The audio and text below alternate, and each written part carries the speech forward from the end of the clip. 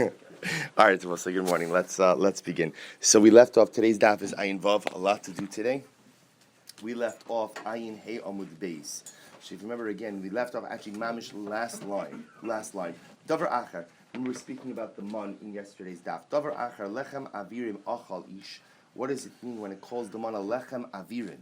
That a man ate. Top of Ayin Vav. Ze Yehoshua. Who is the Ish over here? This refers to Yehoshua. Sheyarad lo man kineged kol Yisrael. It's quite beautiful that the Gemara says that Yehoshua was given as much man.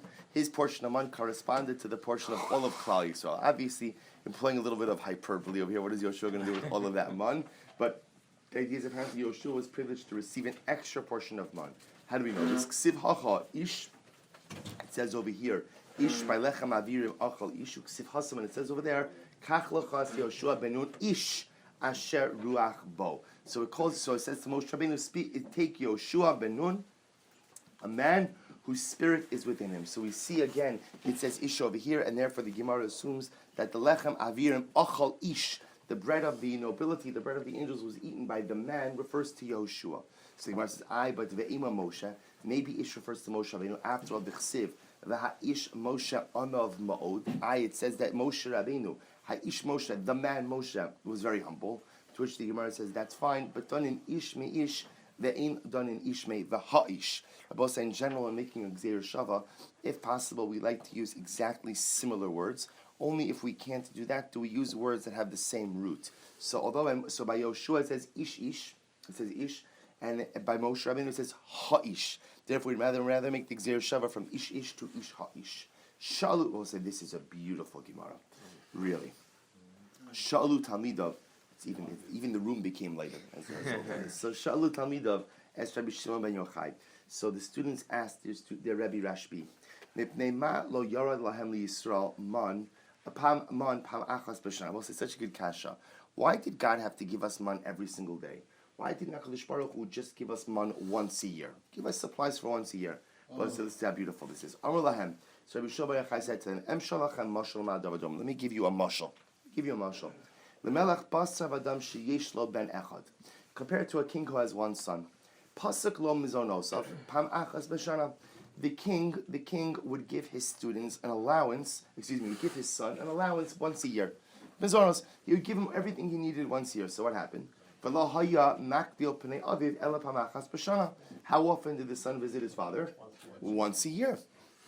What happens? Amadu pasak mizonosav b'chol yom v'hayamak bil pnei aviv kol yom. So what happens? The father decided, you know what? I'm going to give you a daily allowance. And amazingly enough, what occurred? Right? The son came to visit every single day. Af Yisrael. So too Klal Yisrael, says Rabbi Shimon bar Yochai. Mishi yishla arba'a v'chamisha banim. Somebody who had 4 or 5 children. Hayadoig v'omer. So we spoke about this before. Nighttime came. The man is used up. And somebody who has a family, it begins to worry. And they say, Shema lo yered man lamachar. And we'll say, you could say that a person would be worried even if they didn't have a family. All right, as every parent knows, in a doma, the worry that you have for yourself versus the worry that you have for your children. All right, you worry about yourself, you'll fall asleep. But to the notion that perhaps your children won't have food the next day, won't have, so a person with the kishkas would be in a knot. Va'omer, shema lo yered ma lamachar. V'nimtzu kulam mesim rav chas shalom mei, my family will die of starvation. Nimtzu kulam mechuvanim es libam la'avin shabashamayim. And therefore, it turned out that what happened every day for Klal Yisrael, they would direct their hearts to HaKadosh Baruch Hu. So therefore, Rabbi Shimon Yochai was saying that HaKadosh Baruch Hu gave out the man day by day in order what? In order to create a relationship with Klal Yisrael. Granted, it is a very basic relationship, as God is the provider, as God is the sustainer, but almost a necessary evolution in their recognition and appreciation of God. Remember, they have nothing. They're starting from the ground level. Although they saw all these amazing miracles, they're working on building a relationship. HaKadosh Baruch Hu says, I need you to know that you're connected to me each and every day. I can say it, but more importantly than saying it, it has to actively be a part of the fabric of your daily life. Therefore, man falls every single day in order to keep the people connected to HaKadosh Baruch Hu. Davar Acher, another possibility. Another is actually very interesting. If it would have fallen once here, Rabbi said, then what? Then Lamaisa, again, you'd have to reheat. Right? You'd have to reheat. Part of the miracle of the mud is that it fell ready to eat every single day. Spiritual to practical. I'm sorry, spiritual, correct. It's actually interesting. The Marsha, we'll see there are actually three answers over here. Look at the next one. Davar achar mipnei masui haderech. Right, third possibility is because there would have been a lot to carry. It's a lot to travel. So we'll say it's very interesting. So correct, we go from the relationship, ultimately to two very practical ideas. But again, even in the second answer, HaKadosh Baruch Hu wants to give them hot food. Why? That's also to create a sense of connection. I love you. We'll say, what's the best way to demonstrate love? Right? See, the biggest mistake people make in relationships is that they think that they could demonstrate their love to their partner by going ahead and doing the things that they're obligated to do, right? Just like you never say that you're babysitting for your kids. Right. Very bad idea. Very bad. Oh, really? Babysitting for the kids? Right? They're not your kids. I mean, I never did this, but I'm just saying others, a rookie mistake. Others have made this mistake, right? Or again, where you try, I did this shopping, I did this. When does love really come out? Love often comes out in the gestures that go above and beyond. Right? There are things that I have to do, but there are things I don't have to do, but I choose to do. That's ultimately a beautiful expression of love. When HaKadosh Baruch Hu says, I'm going to give you hot food, it doesn't need to do that. What does it mean? It's man, whatever. But he does it because it's an expression of love. In the third one, it's also an expression of love, but it's not as intense. It's a little bit more utilitarian and practical in nature. I don't want you schlepping it around. What happened, Rabbi Tarfon? Rabbi Shmuel, the Zakinim are sitting and discussing the parsha of the man. Rabbi Elazar Hamodi Yoshev Beineim, and Rabbi Elazar Hamodi was sitting between them. Na'anet Rabbi Eliezer Hamodi Iva Rabbi Elazar Hamodi said the following: Man shiara lahem Yisrael hayagavoim shishim ama. So says Rabbi Elazar Hamodi says that when the man fell, it was piled up 60 amos high. 60 amos high. So we'll say you'll do the math. If an amma is about 1.5 feet, so is that 90 feet? 90 feet up in the air. Okay. Amr Rabbi Tarfon. Modi ad masay atam megavev dvarim umevi aleinu. So Rabbi Tarfon didn't like this, and he called him Modi, which was Rabbi Shtach also. Modi, when are you going megavev? Now we'll say if you look at the Masorah Sasha, see there's a little base there. Megavev means lekoshesh kash. When are you going to keep gathering stuff? Like using like just gathering random information. When are you going to keep gathering random stuff and just dumping it on us? Which is another way of saying, I'm not sure I quite agree with what you said. Amralo Rebbe Mikrani Dorish. So Rabbi Elazar Modi said, Rebbe, I have to tell you, I'm dashing a pasuk. What's the pasuk? It's very interesting. So we'll say, the Torah says by the Mabul that the waters fell 15 amos and they covered the mountains. V'chi 15 ama be'emek, 15 b'shvela, 15 b'harim, u'v'chi mayim, maya, shuri kaimi. Rabbi say. So now Rabbi Zomodi says like this. It says the water was 15 amos on top of the world. What's the problem? The problem with that is, makes it sound like the world is flat, and there's 15 amos of water. 15 amos of water will look one way by the valleys, another way by the mountains. So literally, when he says "v'chimaya shuri," are the waters like walls? Meaning, when you give this measurement, how does that measurement stem with the fact that the earth is not a flat surface? So the Gemara says, "Va'od teva heichisagya." Furthermore, how exactly, if it's only 15 amos from the ground level, from we'll call it the flat earth level, then how exactly was the Teva able to float? What about the mountains? Look at Rashi. Teva heich isagya, heich also, l'rashi aharon. How was the Teva able to go above the mountains? Go back to the Gemara. Ella, here's what happened. Nivku kol ma'ayonos tahom. We'll say what happened. In the beginning, when HaKadosh Baruch Hu brought the Mabul, the depth, Tahom represents the depths, right? So the water contained within the earth, the Tahom, all the springs of the Tahom opened up. Ada ashvu maya bahadituri. So we'll say the first step in the Mabul was that the springs within the earth in the Tahom opened up, and the entire earth was filled with water, meaning that water covered the entire earth. So that water extended even to the top of the highest mountains. So the earth was totally submerged. And then what happens? V'hadar chameshesrei ama milamala gavru hamayim. And then after the earth was totally submerged, what happened? So we'll say that's not from rainwaters. That's from what they call the waters of the Tahom. Then what happened? there was additional rainfall that caused an additional 15 amos of water to pile up on top of that. So watch this. So now here's what we have. We have the earth is covered by water, right? We'll call it the earth's surface is covered by water, including to the top of the mountains, by the waters of the Tehom. Rain waters come along again and add an extra 15 amos of water on top of that. Now watch this. V'chi ezo mida meruba, mida tova, mida pranos. I will say in general, which divine attribute comes in greater quantity? The midah of good or the midah of punishment? Have omer midah tova. Of course, it's the midah of good. Right? Also, we have this klal that midah tova meruba midah saporonos. That HaKadosh Baruch Hu, whenever God bestows good, good is always bestowed in greater quantity than negativity. Have omer midah tova midah saporonos. The midah saporonos who omer. Rabosai, remember by the midah, by the punishment, by the mabul, it says va'arubos hashamayim niftechu. It says that the windows of Shamayim were opened. Okay, look at Rashi for just a moment. Rashi says, "B'mida paronos." B'mida paronos. Good. B'midas paronos. B'mida. Actually, look at the previous Rashi. Meruba. Rabba al chaverta. We're saying now that the midah of good eclipses the midah of bad. He says, "Meruba al arach chamish amos." Excuse me. Al arach chamish amos ba. Shemida tova ne'amar.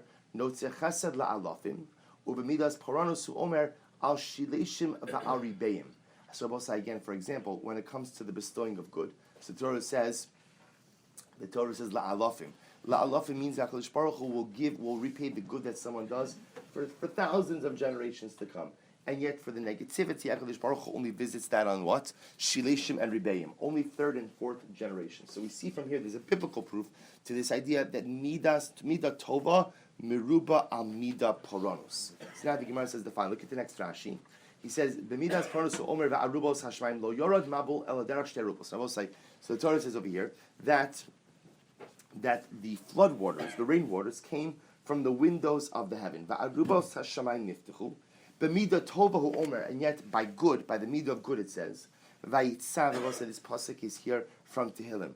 "Vayitzav shechakim mimal." Vidalse shamayim pasach. Literally, he commanded shechakim. We'll see what that means in just a little bit. But he commanded the blessing to come down. Vidalte shamayim pasach. He opened up the doors of the heavens. Vayamter alehem man lechol. Vidagan shamayim nasan lo. So boss, I hear the pasuk in Tehillim. So just keep this in mind. In the by the mabul, it says he opened up the window. By the man, it says that what HaKadosh Baruch Hu opened the doors of Shamayim. Kama arubos yesh bedeles. How many windows are there in a door? Arba. There are 8. There are 4. Meaning it was like, I guess in Talmudic doors, you had the space in the door to be able to put 4 windows. So one door is approximately the space of 4 windows. And what happens? There are 2 doors in that pasuk in Tehillim representing the bounty from above. Harikan Shmona. Nimsa, so we'll say, now watch this.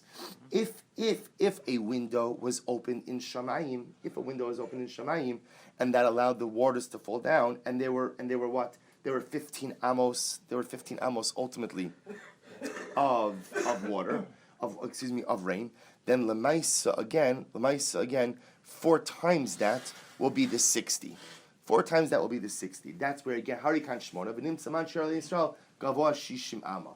So we'll say again, so obviously, let's be clear on something. Rabbi Elazar Hamodi'i is not necessarily trying to make a compelling, intellectual argument, right? Whether or not, remember this whole idea that it was 15.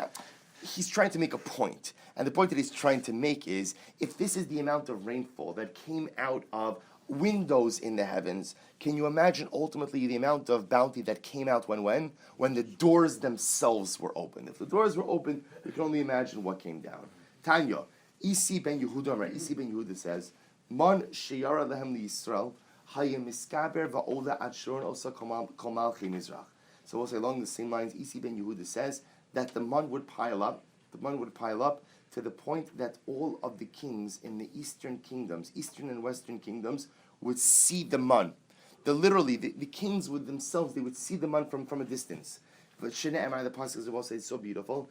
Ta'aruch lefanai shulchan neged tzorirai. So beautiful. The Gemara says, this is what David HaMelech says, set before me a table in full view of my adversaries. That's what David HaMelech is saying. Kadosh Baruch, once upon a time, you went ahead and you allowed the nations of the world to see the blessing that you convey upon your people. You piled it up, and everyone saw it. Set that table for me as well in front of my enemies. Amar Abaye, Shema Mina, and he adds it over here, though the Masorat Tashas takes it out. Kosire Vaya. My cup overflows. Amar Abaye, Shema Mina, Kasa de David li Almo de Asi. Learn from here that the cup of King David, the cup of David HaMelech in the world to come, which will say in this context, the world to come, you would probably mean messianic era, also Mashiach. He says, Masan ve'esrin v'chad luga, holds 221 lug. Shene emar, kosi rivaya. Rivaya bigimatria hachihavi. So we'll say rivaya in gematria is 221, and therefore, Lamaisa, again, it would appear that the cup of David HaMelech in Yemos HaMashiach will hold 221 lugin. Obviously, I said there's a lot more to speak about all of these things, but you'll have to. It's a serious post. Okay, weiter. Hello, Damya. So we'll say the Gemara goes back for a second to the Mon Mabul comparison. It says it doesn't make sense. See, what the Gemara wanted to do, what Rabbi Elazar Hamodi wanted to suggest was that the Mon piled up 60 amos on the basis of the fact that the water, which only came out of one window, piled up 15 amos. So the Gemara says it doesn't make sense.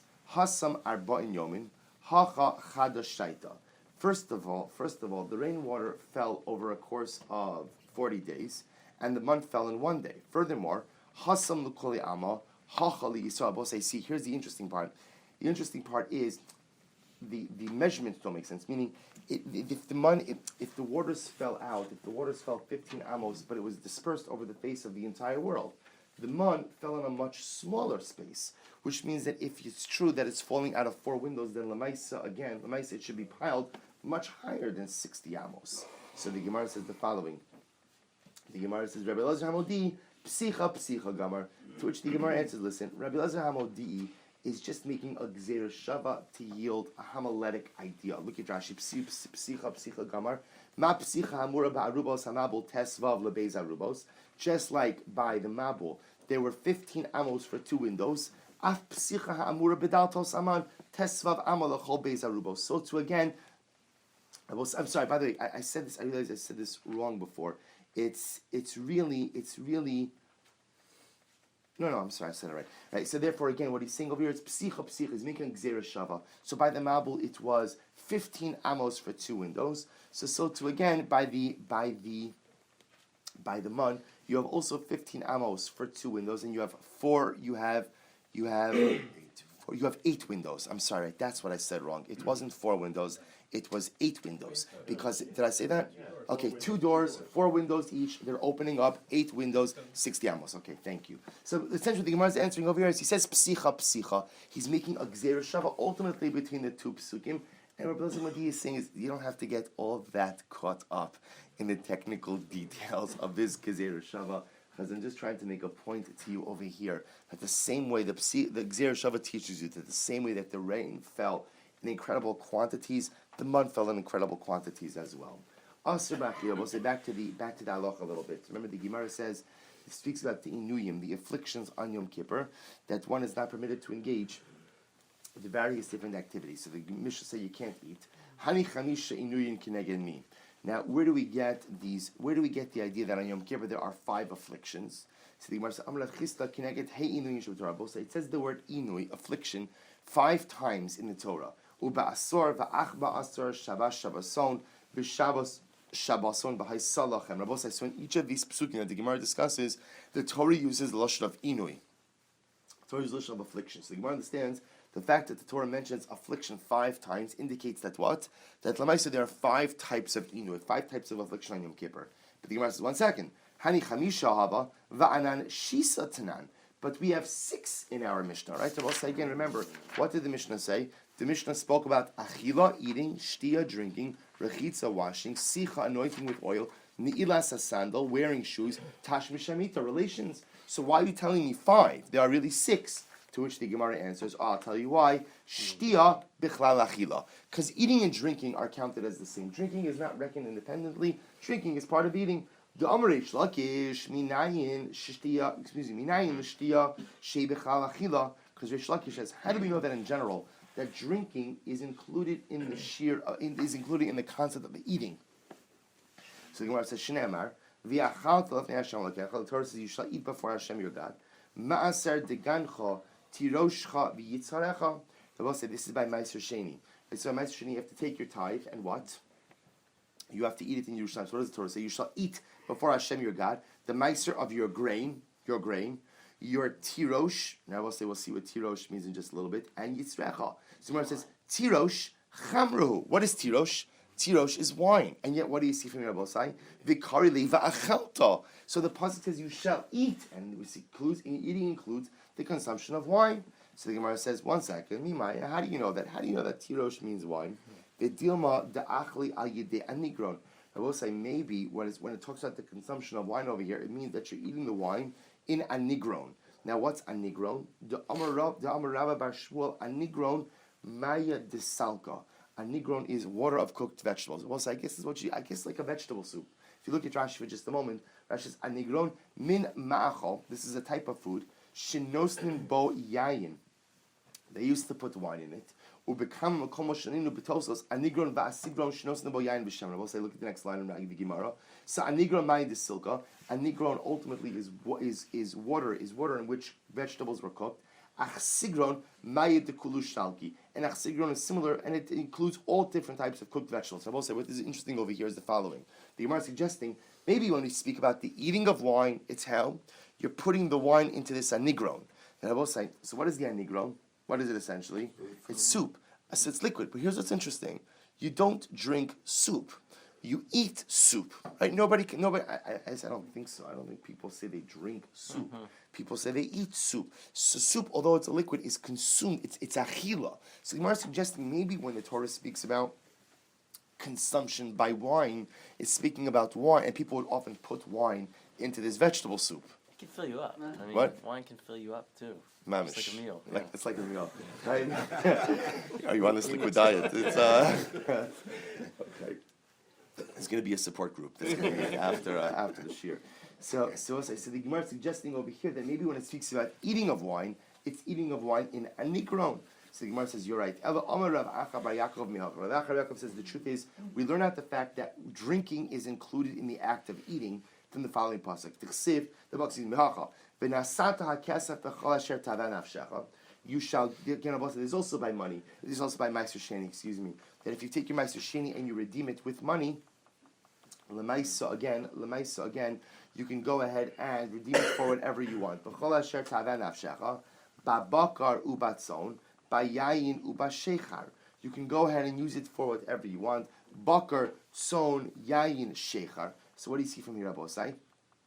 Shtiyahi, v'kari rachmana v'achalta. So again, the pasuk again says over here. V'achalta sham lifnei Hashem Elokecha. So you see once again the Torah said the Torah groups yayin shechar along with other food items, bakar tzon, and therefore you see from here that shtia is bechlal chiyuv. Also remember, don't lose sight of what we're trying to do. We're trying to accomplish over here. We're trying to show.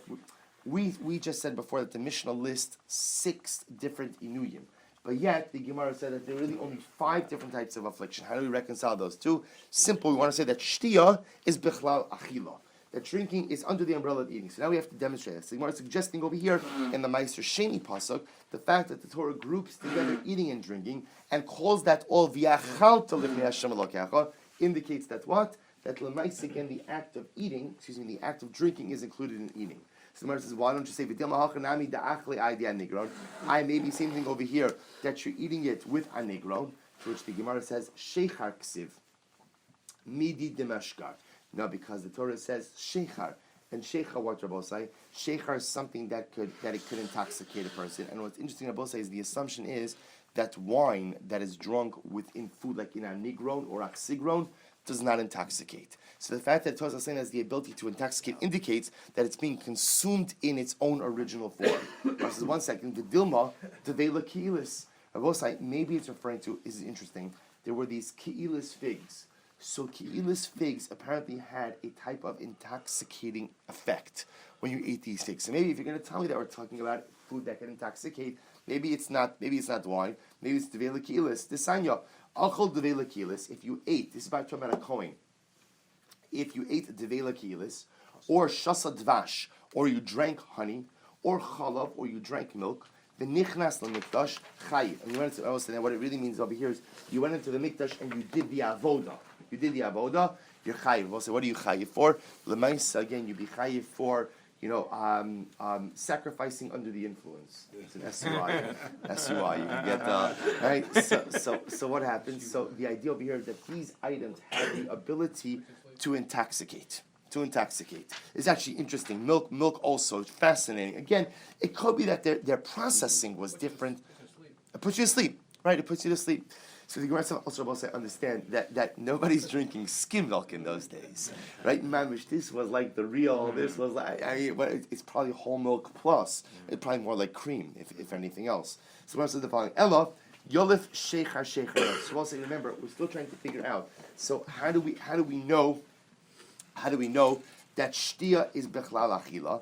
To which the Gemara says, you're right. So rather, Ella Yolif Sheichar min nazir. Rather, so now we're going to make it a little bit more complicated. We're going to learn out Gzeir Shava of Sheichar from Nazir. Now, what is the Gzeir Shava between? It's the Gzeir Shava between Meiser Sheni and Nazir. And to say what? Ma'alahalan Yayin, just like by Nazir, Sheichar means wine, Afkan Yayin. So too over here it means wine. So therefore, the way we make that limud therefore is what? Therefore, it says Sheichar by Nazir, Sheichar by Meiser Sheni. Just like Sheichar by Nazir means wine, so to Sheichar by Meiser Sheni also means wine. And therefore, what? And Lamaisa, therefore, by Meiser Sheni, we see that Sheichar is grouped together with Bakar and so on. It's all called Achalta, and therefore that teaches us that Shtia Bechlal Achila. Samar just says on the side, Tirosh Chamru. Are you telling me, by the way, that Tirosh is wine? V'hatanya, but we learned Hanodia min Tirosh. If one makes a neder to abstain from tirosh, asr b'chol minei mesika, he is prohibited to eat all types of sweet things. Now, also what the Gemara means over here by sweet things, Rashi says, asr b'chol minei mesika, the peros chadoshim b'tapuchim ba'anovim. What does it refer to? Fresh fruit. He can't eat grapes, he can't eat apples. So what do you see from here? That umutter b'yayin. So you see from here what Rabbosai? That's what? That tirosh is not wine. That tirosh is fruit, sweet fruit. So the Gemara says, 1 second, who is that possible? That tirosh doesn't mean wine. V'haksiv the tirosh novav besulos. Rabbosai, quite literally, it means that tirosh will bring forth like besulos, like virgins. Now, Rabbosai, what does that mean? So look at Rashi for just a moment. He says, "V'tirosh novav besulos ze yayin tov." Now, what does it mean that the wine will bring forth like a besula? Rashi says, "Ze yayin tov." This tirosh refers to good wine. Shumishaker Adam. It could make a person a little bit leibedig. And what happens? Legale sisre libos hatumim kibesula. It could cause him to reveal hidden things like a besula. Just like a besula is, so to speak, closed off. She does not engage in intimacy. So too, we often have many things that are closed off as well. But a little bit of wine seems to open up the chamber of secrets. So the Gemara says, Davar haba min tirosh nove besulos. Oh, maybe what it means when it says tirosh is what? Something that comes from tirosh can open up the secret. So the Gemara is suggesting over here, what's something that comes from tirosh? That would be a reference to wine. So the Gemara is suggesting that maybe over here the Ma'isa tirosh doesn't mean wine, but tirosh means fruit. V'haksiv I, but it's the pasuk says, the Gemara is over here quoting the pasuk from Mishlei. The tirosh yikavecha yifrotzu. Literally, the tirosh will burst forth from your vats. So the Gemara says again, I will say that would seem to indicate wine. Maybe not. Davar haba minat tirosh hikavecha yifrotzu. Maybe that which comes from the tirosh. So most of the Gemara is just suggesting over here that tirosh means grapes and not the wine itself. I v'haksiv znus v'yayin v'tirosh yikachlev. But it says Rabbosai, immorality, wine and tirosh will consume the heart of man. But also clearly over here, tirosh cannot mean grapes. Tirosh has to mean something that has the ability to inebriate. Elo dekoli alma tirosh chamrahu. Also, you're right. In reality, tirosh means wine. Tirosh means wine. But what happens? Ubinidarim halach achar lashon b'nadar. Also, it's very interesting. Remember, where did this whole problem get started? Very interesting. This whole problem got started where? By saying that lemaisa, if a person makes a neder not to partake of tirosh, so what can't he eat? He can't eat sweet fruit. So what do you see from here? That tirosh doesn't mean wine, it means sweet fruit, which the Gemara finally says, no. Understand, nidarim are a different animal. What happens to us in the parsha of nidarim? We go what we call basar lashon b'nei adam. What does that mean? That when it comes to a neder, we look not necessarily as to the etymological root of a word, but what do we look at? Its usage. So the Gemara is suggesting over here, it could be that people often use tirosh in a very loose way. People often use the word tirosh to mean what? To mean fruit. Is that its true etymological meaning? The answer is no. Tirosh means wine. Rabbi said, therefore, again, we are on good standing over here. Because Lamaisa, again, going back, what we have over here is the following. We have over here that we have, by the pasuk of Ma'aser Sheni, the Torah says, now actually, here's what we have over here so far. We have, so far, the pasuk from Ma'aser Sheni, which groups Shechar. We made a Gzer Shav of Shechar, from Ma'aser Sheni to Nazir, to say that just like by Nazir it means wine, so to Ma'aser Sheni it means wine, and what? And by Ma'aser Sheni it groups together, Shechar together with Achila. Therefore, we see Shtia Bechlal Achila. Therefore, again, we understand that although the Mishnah lists 6 different afflictions, it really only refers to what? 5 different categories. Now we also understand that the word tirosh does in fact mean wine, except perhaps by nidarim, where it could be a little bit more inclusive of fruits as well. Now the Gemara says, Va'amai kari leyayin, va'amai kari letirosh. Why are there 2 different words for the same thing? Why do we call wine yayin, and why do we call wine tirosh? So this is something amazing. Yayin, shemevi yilala liolam. Why is it called yayin? Because it brings wailing. I'll say not with an H, right, but W-A-I, right? So again, it brings wailing to the world. Now, what's the pshat there? Look at this. It's actually very profound. Rashi says, Shemevi Yilala al yidei hayayin rav haniyuf uporonos baliolam. Both say wine, a lot of wine, gets people into trouble. Right? Again, if you remember again the famous Gemara Masechah Sota as to why the Torah juxtaposes the parsha of Sota to the parsha of Nazir, to say that Skala Roa Sota Bikilkula, whoever sees Sota in the state of disrepair, Yazir Atzma Min Hayam. It's almost as if Chazal assumed that wherever people get themselves into significant trouble, specifically with morality, usually there is wine involved. So why is it called yayin? Because maybe yilala, it brings wailing, it brings moaning, it brings ultimately crying to the world because people get themselves into such trouble. Tirosh is also amazing. Why is it called tirosh?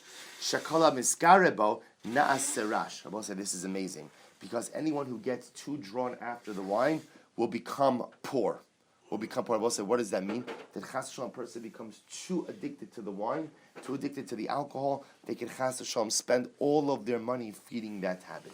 Rav Kana contrasts the psukim. On one hand it says tirash, the karina tirosh. Now also again remember the letters themselves when vocalized just look like tirash, but yet we read it as tirosh. What's the pshat? Rabbi says amazing. Zocha na'aserosh. If a person is zocha, I will say, what does that mean? Look at Rashi. Zocha lishtos lefi mida. If you drink just enough, na'aserosh, you will be made a head. I will say, what does that mean? Look at Rashi. Na'aserosh shemefakech li b'bucharos. It is an amazing idea. A little bit of wine, or I should say, even not a little bit, but wine in moderation, used in the right way. Wine is a very powerful tool. How is it very powerful? Because I will say, if consumed in the right quantities, gives a person an incredible amount of clarity. Well, I said this is an incredible yisod, that a good amount of wine, besides the health benefits of it, but a good amount of wine actually goes ahead and is able to take some of the edge off of life, which is allow person to think in a more coherent. You see, we often assume that alcohol impairs judgment. Yes, a lot of alcohol impairs judgment, but Chazal understood that the right amount of alcohol can actually give a person a clarity to be able to think things through in a more clear fashion. So zacha, if you use it correctly, na'aserosh, it could be very beneficial, you can get ahead. Lo zacha, Excuse me. Lo zacha na'aseh rash. If you, however, misuse it, you will become impoverished. V'hainu d'Rava. So he says, Rami ksiv. So I'll say on one hand, the pasuk says, Yishmach or Yishamach. V'karinan Yismach. So we'll say again. Remember, yain yisamach levav enosh. So again, you can read it Yishmach. You can read it with a shin. You can read it with a sin. Zacha misamcho. Rabbi say if you use wine in the right way, it could give you incredible happiness. Lo zacha, however, if you use it inappropriately, mishamemo, it could leave you desolate. This is what Rava used to say. Chamra v'reichani pikchin. Rava said there are two things that I attribute my wisdom to: wine and sweet-smelling spices. I both say because there are certain things that a person needs to restore a little bit of equilibrium in life. So a sweet smell, a glass of wine, those are the kind of things that can make a person a little bit more even-keeled to be able to make the right decisions in life. The Gemara goes weiter. Rechitza v'sicha minalan. So I'll say now here's what we've established. So we've successfully established that shtia is bichlal achila, right? That drinking is including in eating. Now the Gemara says rechitza v'sicha. We're going down the list. How do I know that washing and anointing with oil are prohibited on Yom Kippur? Minalan d'ikra inui. How do I know that they're considered to be an affliction?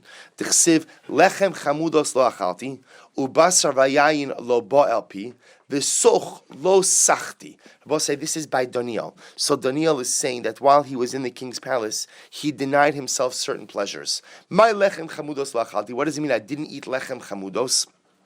Literally choicey bread, choicest bread. What does it mean? Amar Rav Yehuda Breid Rav Shmuel Bar Shilas Afilu Nama Dechiti Dechaisa Lo Achal. I didn't even eat wheat bread or bread from refined wheat. Then I will say no one's going to argue that eating bread from refined wheat is a delicacy. That's not a delicacy. Daniel's saying I even abstained from basic pleasures. Uminalan Dechashev Kinoi. And how do we know that anointing oneself with oil? Or I should say, refraining from anointing with oil is considered to be an affliction. Dichsiv, Vayomer Eli, they will say, this is when the Malach Gabriel spoke to Daniel. The Malach said to me, Al tira Daniel, don't be afraid, Daniel. Kimina Yoma Rishon, Asher Nasata Es Libecha Lahavin, from the day that you placed your heart to understand. Ulehis Anos Lefnei Elokecha, Nishmu Divarecha, from the day that you decided to dedicate your heart to understand, to literally afflict yourself before Hashem your God. Nishma'u divarecha va'ani basi bidvarecha ki chamudas ata. So we'll say again, the Gemara's understanding over here that lehisanos lefonai does not refer to eating. Lehisanos lefonai refers to something else. Actually, Tosfos on the top of Ayin Zayin Amud Aleph in the last line there says elavade asicha koi shalahayasach klal. Tosfos understands that the inui that Gabriel is referring to over here is that Daniel did not anoint himself with oil. So we see over here that eating is called inui. We see over here that anointing oneself with oil is called inui. Rechitza minalan. How do we know that not washing is called inui? Amrav Zutra Bar Tuvia Amrakra, the pasuk says, Amrakra vatavo kamayim bikirbo ukishemen ba'atzmosav. The pasuk says again in Tehillim, it'll come like water in his inside and like shemen on his bones. So the Gemara says, we see from here that what? We see from here that washing is compared to anointing. Right, that's the pasuk does. So just like we just proved that anointing is an inui, right? Refraining from anointing is an inui. So to now the fact that David HaMelech compares washing to it indicates that what? Washing is an inui as well. Or refraining from washing is an inui. Ve'ema kishtia, I don't understand, but maybe he's not talking about washing water. Maybe he's referring to what? Drinking water. Dumya de shemen. No, because the Gemara's David HaMelech is comparing the water to the oil. Mas shemen me'avroi, just like the oil is applied on the outside of the body. Af mayim me'avroi. So to the water over there, talking about is on the outside of the body as well, i.e. drinking. V'ha tana ipcha kanosivla. But there's another tana that brought just the opposite inference. This nan minayin l'sicha shehi kishtia b'yom kippurim. Another tana said, where do we know that anointing with oil is just like drinking on Yom Kippur, i.e. they're both prohibited. Af al pishin ra'ilo davar zecher davar. Even though there's no explicit biblical pasuk, there is a zecher. What's the zecher? Shne'emar v'tavo k'mayim b'kirbo u'k'shemen ba'atzmosav. So we'll say what? So this kind of brings this pasuk to say that David HaMelech is comparing drinking of water to anointing of oil. And just like drinking of water is usher, so to anointing with us. So you see over here that according to this Tana, the water that's being referred to over here is not the water of washing, but the water of drinking. Ela Amar Rav Ashi rechitza megufe dikra shmi alei. But rather Rav Ashi says you're right. Washing, you learn that from the very pasuk itself. Tichsev v'soch lo sachti. That Daniel says. Soch lo sachti indicates that what? I did not even wash. So Rabbosai, we see over here that the idea of sicha, the idea of anointing with oil, the idea of rechitza as forms of inui, are both coming from Daniel. Mai v'ani basi b'dvarecha. What does it mean? Rabbosai, you know what? Actually, we're going to stop over here. We're going to stop over here because the rest of the daf is the pasuk from Daniel, which we'll analyze tomorrow. We'll say tomorrow we begin Daf Yomi at 5:45. It's a long daf tomorrow. Amen.